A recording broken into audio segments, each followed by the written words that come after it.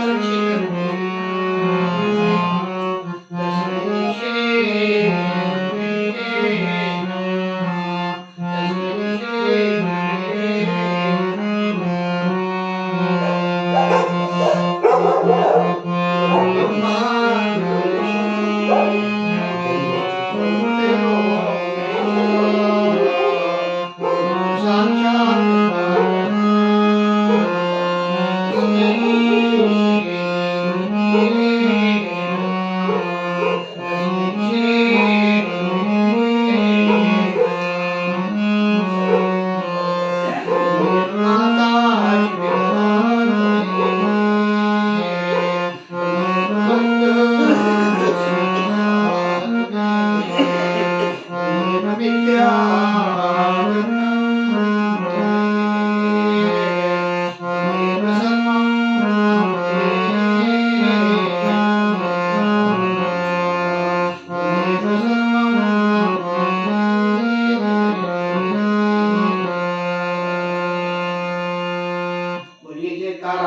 बोल श्री श्री सद्गुरु महाराज की जय। बोलो श्री परमहंस दयाल जी महाराज की जय। जगत बदनिया प्रातः समनिया सर्वहितकारी दादा गुरु श्री परमहंस दयाल जी महाराज के चरणों में मेरा साष्टांग दंडवत कोटि कोटि प्रणाम। नंगली निवासी भगवान सभी के प्राणधार सभी के हृदय में वास करने वाले सतगुरु महाराज के चरणों में साष्टांग दंडवत कोटि कोटि प्रणाम। अंबाला वाले सतगुरु महाराज जी के चरणों में साष्टांग दंडवत कोटि कोटि प्रणाम। सारे संतन समाज और संतन पूरे विश्व में सभी के चरणों में साष्टांग दंडवत कोटि कोटि प्रणाम। और जहाँ जहाँ से प्यारे प्यारे बच्चे बहनें माताएं बुजुर्ग और हमारे बीच में श्री नंदलाल जी श्री तनवर जी और जितने भी हमारे साथी सभी के चरणों में प्रणाम और प्यार भरा जय सतन जी। इस फैमिली को नायक राम जी और उनके सभी परिवार को गुरु महाराज जी की पूरी कृपा बनी रहे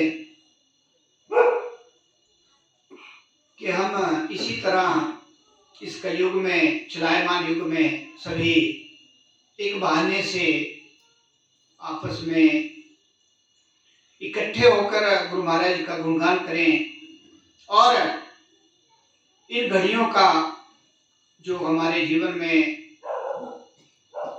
डेली हम 24,000 सांसें खर्च कर रहे हैं उनमें से कुछ सांसें हमारी गुरु महाराज की चरण चरण में और हमारी असली कमाई में लगे यही बहाना बनता है जहाँ सत्संग होता है। और जो हमारे इस जीवन में जिस पर्पज के लिए हमें मिला है उसकी तरफ हम अग्रसर हों और ऐसा ही प्यार गुरु महाराज जी सब पे बरसाते रहें। अभी आपने भजन के माध्यम से गुरु महाराज की बहुत सारी महिमा गाई और अगर हम उस पे विचार करें आलंकन करें और समझे कि क्या जो हमने गाया उसे हम प्रैक्टिकल रूप में अपनी लाइफ में निभा भी रहे हैं या फिर केवल गाना बजाना हो रहा है। इन सभी चीजों का जो हमें ज्ञान है वो सत्संग में मिलता है।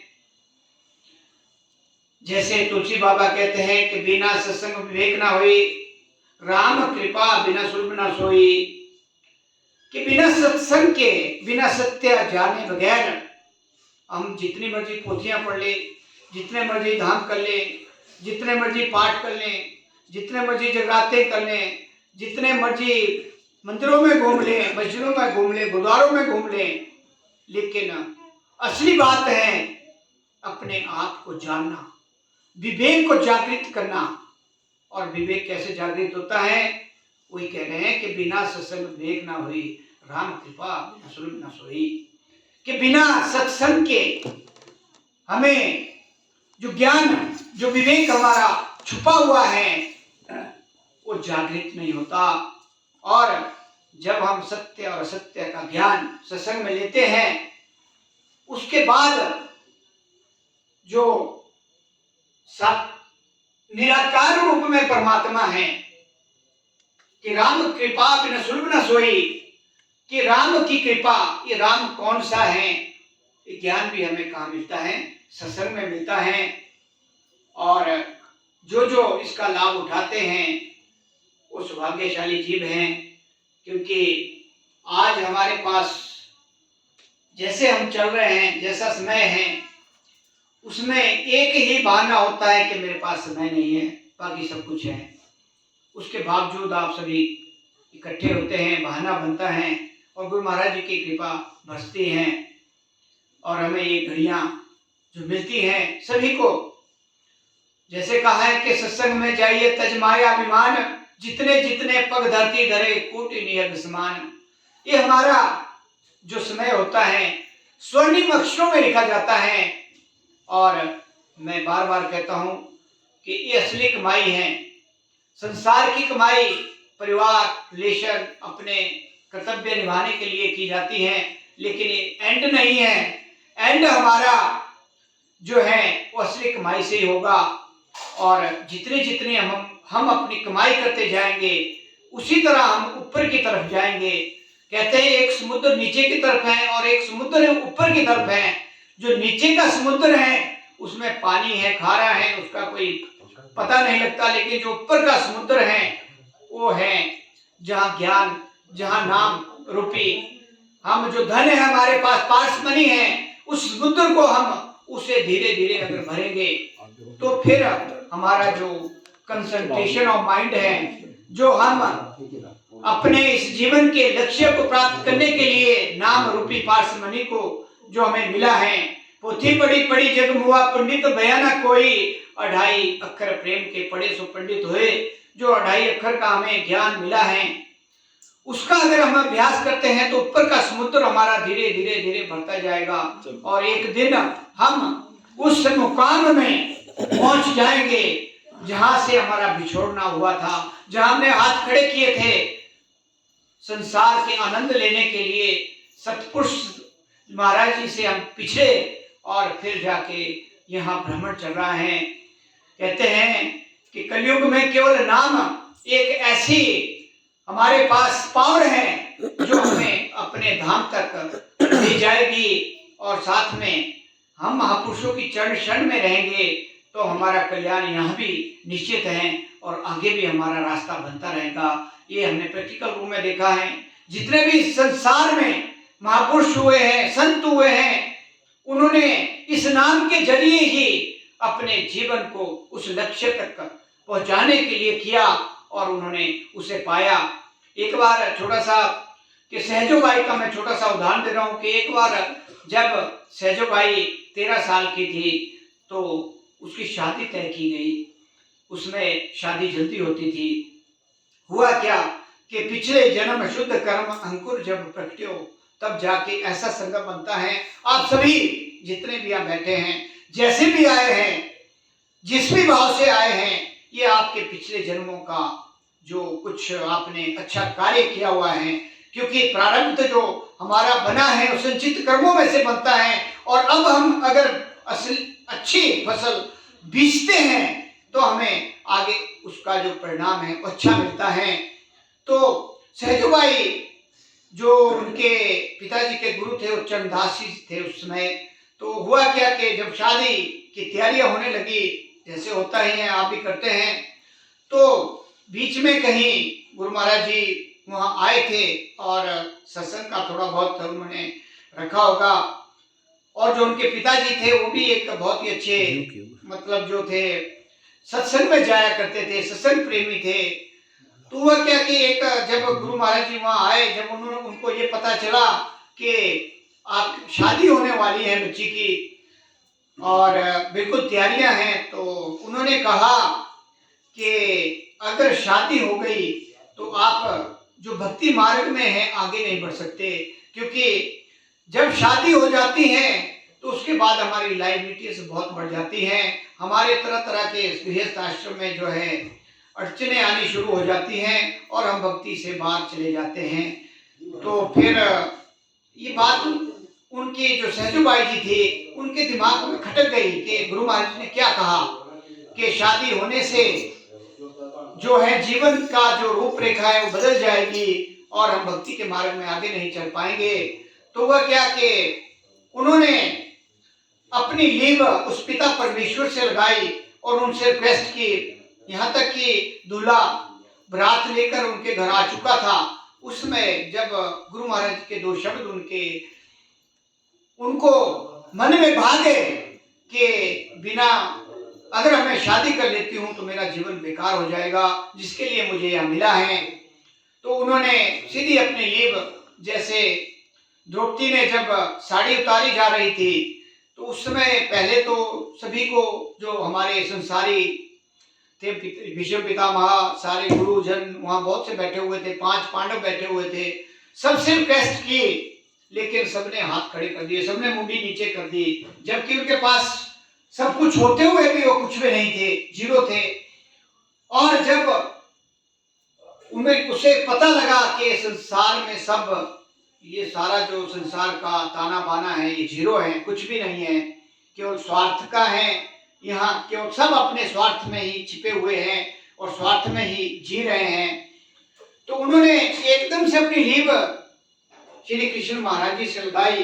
वो कहीं दूर थे, लेकिन जब वो तार मिलती हैं तभी ये लाइट प्रकाश होता है। जब ट्रांसफार्मर से हमारी तार सीधी जुड़ी होगी तभी हमारे अंदर प्रकाश होगा।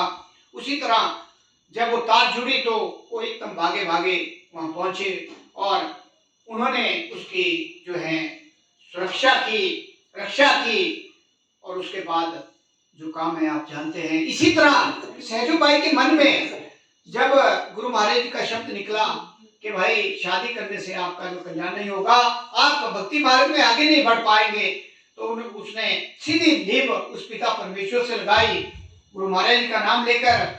और उस समय क्या चमत्कार होता है कि अचानक जो उस दूल्हे का घोड़ा है वो आउट ऑफ कंट्रोल हो जाता है और एक दीवार से टकराता है और टकराने से उसकी वहीं मौत हो जाती है। जो उसका दूल्हा था, हाहाकार मच जाता है कि क्या हुआ, कैसे हुआ। जो मनमुख हम करते हैं विचार, क्यों, क्या, कैसे में ही हम अपना सारा जीवन खो देते हैं और मैं और मेरी में हम अपना पूरा जीवन खो देते हैं। तो जैसे ही उन्होंने देखा कि वो दूल्हा वहीं ढेर हो गया, बारात वापिस चले गई, काफी कुछ हुआ जो होता है संसार में जब ऐसी घटना घटती हैं। और उसके बाद क्या हुआ कि उन्होंने नामदान लेकर अपने चरणदास जी से अपने जीवन को पलट दिया। और अगर आज उनके ग्रंथ को पढ़ा जाए, उनकी वाणियों को पढ़ा जाए, तो हमें अपने जीने का ढंग और आगे मरने की तैयारी और आगे का सारा वर्णन आपको मिलेगा। उन्होंने ही अपने मुंह से कहा है कि जब अंत समय में जो मनमुख होता है, उन्हीं की वाणी है कि 1,000 बिच्छू डंक मारते हैं, इतना पेन, इतनी दर्द उसमें हमारे को होती है जब हम लास्ट समय में शैया पे होते हैं, मरने के कगार में होते हैं, ऊपर चुभोड़ होता है और आवाज आ रही होती है। आपने देखा होगा जब इंसान जाता है तो इतनी पीड़ा होती है और ऊपर से यमदूत चारों तरफ से हमें घेर लेते हैं। और जब हमारे सामने पिक्चर आती है कि मैं किस लिए आया था इस संसार में और मैंने आकर क्या किया, वहां से हमें ज्ञान होता है। लेकिन कहते हैं कि आछे दिन पाछे गए, गुरु से किया न हेत, अब पछताए क्या होत, जब चिड़िया चुग गई खेत। तो ऐसा ना हो कि मौत रूपी सुंदरी एकदम से हमें कब अपना ग्रास बना लें, उससे पहले हम ऐसा काम करें कि मौत को ही क्यों ना वश में कर लें। क्यों ना हम इतनी तैयारी कर लें कि आते आते वो अपने आप ही रुक जाए। कहने का भाव है, कबीर जी कहते हैं, जब तुम जगत में आए, जग हंसा तुम रोए, ऐसी करनी कर चलो, जग रोए तुम हंसो। ये कैसे बनेगा, ये कैसे हम पाएंगे? ऐसे ही जैसे आप चले हुए हैं, जैसे आपको नाम दान मिला। इस एरिया में 5-4 साल पहले 2-4 गुरुमुख होते थे, बढ़ते बढ़ते बढ़ते बढ़ते आने वाले समय में हजारों में जाएंगे। कुछ ऐसा गुरु महाराज जी का हुक्म है। और जैसे जैसे हम अपने आप को गुरु महाराज की चरण शरण में समर्पित करेंगे, वैसे वैसे गुरुमुख भी बढ़ेंगे और आपका कल्याण भी होगा। हम संसार में रहते हुए सारे कर्तव्य करते हुए, ऐसा नहीं कहते हमारे कोई भी महापुरुष कि आपने अपना कर्तव्य नहीं निभाना है। जैसे क्या कहते हैं कि संन्यास ले लो, फलाना कर लो, कुछ नहीं होगा उससे। आप गृहस्थ में रहते हुए पांव से रास्ता चले, सुर तो हो भगवान में, हाथ तो हो काम में, दिल रहे ध्यान में। राखो तुम भगवान से मतलब, करो काम दुनिया का, रहो दुनिया में, छोड़ो आराम दुनिया का। इस तरह से हमने बनना है, काम भी करना है, अपने कर्तव्य भी करने हैं। जो आपका अंगी संगी है उसको भी नहीं छोड़ना है, सब कुछ करना है। लेकिन गुरु महाराज जी को जो सवेरे का समय है, ब्रह्म मुहूर्त में उठना है और कम से कम 1 घंटा बैठना है। दिल लगे ना लगे, ध्यान लगे ना लगे, वो खुद अपने आप जो है हमारी संभाल करते हैं। और ऐसे हमने बहुत से साक्ष्य देखे हैं, प्रैक्टिकल देखे हैं। जब हम खुद चलेंगे, खुद कार्य करेंगे, खुद कमाई करेंगे, तो धीरे धीरे वो अपनी ओर अपने आप खींचते हैं और साथ में परीक्षा भी लेते हैं। तो हमारा असली काम है कि हम डेली 24,000 सांसों में से 2,500 सांस कम से कम गुरु महाराज जी की चरण शरण में किसी भी बहाने से लगाएं। चलते फिरते उठते बैठते जब भी हैं सहज रूप में नाम मिलें, सवेरे भी बैठें, आरती पूजा जो आपको बताई गई है सवेरे शाम दोनों टाइम करें और ज्योत भी जगाएं। उससे क्या होगा कि मन की शुद्धता धीरे धीरे बढ़ती जाएगी, जो अंदर मैल है धीरे धीरे खत्म होते जाएंगे और धीरे धीरे हम मतलब इतने स्वच्छ होने शुरू हो जाएंगे, पानी की तरह निर्मल होते जाएंगे। जैसे जैसे हम निर्मल होते जाएंगे वैसे वैसे हमारी आस्था और विश्वास गुरु महाराज जी के प्रति बढ़ता जाएगा। इसके लिए हमें प्रण करना है कि हमने डेली हाजिरी लगानी है। जैसे शरीर चलाने के लिए खाना जरूरी है, संसार चलाने के लिए माया जरूरी है, उसी तरह अध्यात्म में अगर हमने आगे बढ़ना है तो उसके लिए कमाई नाम की बहुत जरूरी है।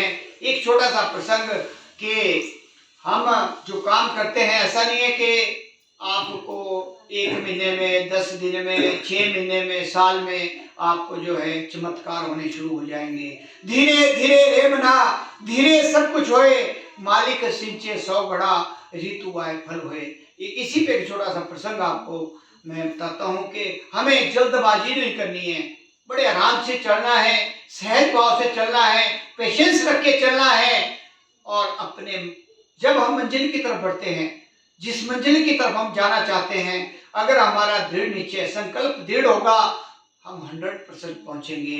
लेकिन साथ में कुछ शर्तें हैं रखी हुई, उन शर्तों को साथ में रखते हुए कि सात्विक जीवन, जो हमारे उल्टे सीधे काम है उनसे दूर रहकर और अपने को पूरी तरह समर्पित करके तन मन और धन से, जैसे हमारे लाइक राम भाई जी ने अपने को समर्पित किया है। हर महीने इन्होंने संकल्प ले लिया कि जो मर्जी हो जाए, इनकम हो ना हो, कि मैंने लंगर भी लगाना है, सत्संग भी करना है और आपको भंडारा भी देना है। तीनों काम हो रहे, तन मन और धन, तीनों से शुद्धता हो रही है और धीरे धीरे मन की सफाई, अंदर की सफाई होते होते ये तो चलते रहने। ये जितने भी हमारे घर के काम है, बाहर के काम है, सारी जिंदगी हम लगा देंगे, खत्म नहीं होंगे, हम खत्म हो जाएंगे। अभी एक भजन गाया था कि बंदा मुक्ता मुक्ता मुख ही गया, काम नहीं मतलब हमारे खत्म होंगे, हम खत्म हो जाएंगे। तो इस तरह से क्या हुआ कि एक बार वो जल्दबाजी का जो काम होता है कि एक पहलवान था, उसके क्या हुआ कि कब्ज हो गई और कब्ज से वो काफी ट्रबल में चला गया, काफी मतलब उसको सारा शरीर उसका जो है दर्द से काफी। तो उसने सोचा कि किसी हकीम के पास जाया जाए, किसी वैद्य के पास जाया जाए। तो वहाँ कहीं एरिया में एक मशहूर वैद्य थे, तो किसी ने सलाह दी कि वहाँ जाओ, उससे आपका जो है ये सारा शरीर ठीक हो जाएगा। तो जैसे उसको सलाह मिली वो चला गया और जब उसकी पूछताछ जैसे पूछते हैं डॉक्टर के पास हम जाते हैं कि क्या प्रॉब्लम है, तो उसने अपनी प्रॉब्लम को बताया। तो उन्होंने एक अपनी जो उस समय की दवाई थी उसको बोलते हैं कस्टर्ड ऑयल, एक कस्टर्ड ऑयल एक दवाई थी जिससे कब्ज दूर होती है। तो उन्होंने कहा कि भाई इसका एक नियम है, आपने खाना खाने के बाद इसे 2-2 चम्मच गर्म पानी से लेना है डेली और 5-7 दिन, जो आपका 5-7 दिन में जैसे जैसे आप इसका उपयोग करते जाओगे धीरे धीरे आपका जो है जो भी आपकी बीमारी हो धीरे धीरे ठीक होगी।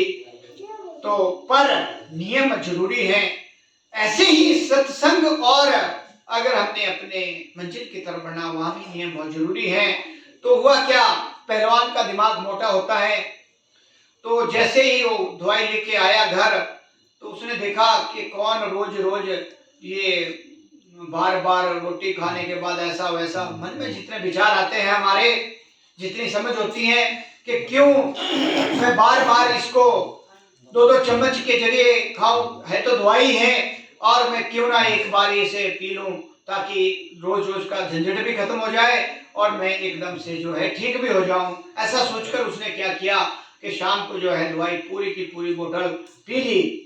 तो उसके बाद क्या होना था, तो एक बार, दो बार, तीन बार, चार बार, पांच बार, और इसी तरह उसके कम से कम भी 25 बार हो गए, और बहुत दुखी हो गया, शरीर भी उसका बहुत ढल गया।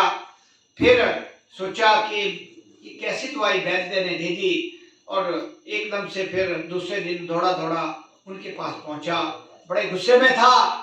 पहले तो गालियां निकाली कि कैसे हकीम हो, कैसी दवाई दे दी। तो उन्होंने कहा मैं तो दुनिया को दवाई देता हूँ, सभी ठीक हो रहे हैं, लेकिन इसको क्या हो गया। तो उसने कहा कि पूछा उन्होंने भाई साहब ने कि आपने दवाई ठीक ढंग से तो खाई। कहते नहीं, मैंने कहते जो आपने दवाई दी थी मैंने पूरी बोतल एक बार में पी ली।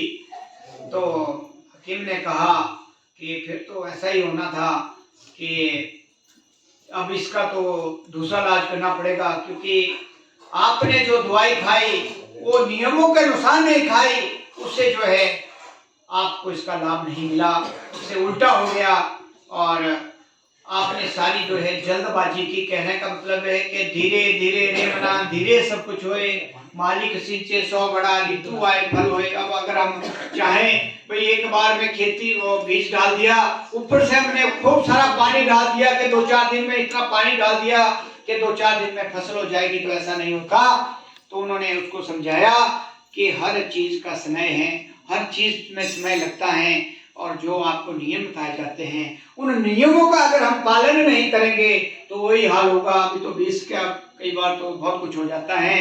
तो हमें ये नहीं सोचना है कि जो नाम मिला है कि हमें 2-4 दिन या 2-4 सालों में चमत्कार शुरू हो जाए, इसमें समय लगता है, और जब समय आता है तो सेकंड भी नहीं लगता। ऐसा भी देखा गया है, जब समय आ जाता है तो सेकंड भी नहीं लगता, और जब समय नहीं आता है तो कई जन्म भी लग जाते हैं। हमें अपना कार्य करना है, जैसा गीता में लिखा है कि ना कुछ मेरा है, ना मैं कुछ लेके आया हूं, ना मैं कुछ लेके जाऊंगा। जो दिया है उसी ने दिया है, जो लिया है उसी से लिया है, और जो रह जाएगा वो भी उसी का है। तो हम फिक्र काहे की करें, हम निष्काम भाव से अपना काम करें। जैसे हमें रास्ता गुरु महाराज जी ने दिया है, उस रास्ते में चलकर हम अपने इस दुर्लभ जीवन को, जो हमें बहुत समय के बाद मिला है, दुर्लभ घड़ियां हैं, गोल्डन अपॉर्चुनिटी है, कि हम इसका पूरा पूरा लाभ उठाएं। सभी मिलकर, सभी मिलजुल कर, एक दूसरे के सुख दुख में रहकर, अपने परिवार में रहते हुए, अपने सारे कर्तव्यों का पालन करते हुए, क्योंकि अगर हम कर्तव्यों का पालन नहीं करेंगे तो हमारा मन शांत रहेगा, और जब मन शांत रहेगा तो भक्ति नहीं होती, फिर हम इधर उधर घूमे होते हैं। तो इन सभी चीजों का ध्यान रखते हुए हम जल्दबाजी किसी में ना करें। रोज अपनी हाजिरी गुरु महाराज जी का, जो आपने शब्द लिए हैं, जब नाम दिया जाता है तो शब्द दिलाई जाती है कि मैं रोज हाजिरी लगाऊंगी, और इसी तरह रोज हाजिरी लगाते हुए अपने इस जो सांसें हमें गिनकर मिली हैं, उन सांसों का हम पूरा पूरा लाभ उठाते हुए, क्योंकि काल और माया का जो बसेरा है वो चारों तरफ से हमको घेर लेता है। कई बार तो बड़े बड़े इसमें इनकी गिरफ्त में आ जाते हैं, और ऐसे पटकाते हैं कि हम भूल जाते हैं कि नाम क्या है। इस चीज को बचने के लिए हमें डेली, जब हम खुराक खाएंगे और वो खुराक उसका ऑटोमेटिक ही कुछ हिस्सा वहाँ चला जाता है और वो शांत रहता है और हम बचे रहते हैं, तो हम अपना जो कार्य है जो हमें मिला है उसको करते हुए, हम उसको निभाते हुए अपने असली गोल जो हमने अचीव करना है उसकी तरफ बढ़ें और अपना ये जीवन सफल बनाएं।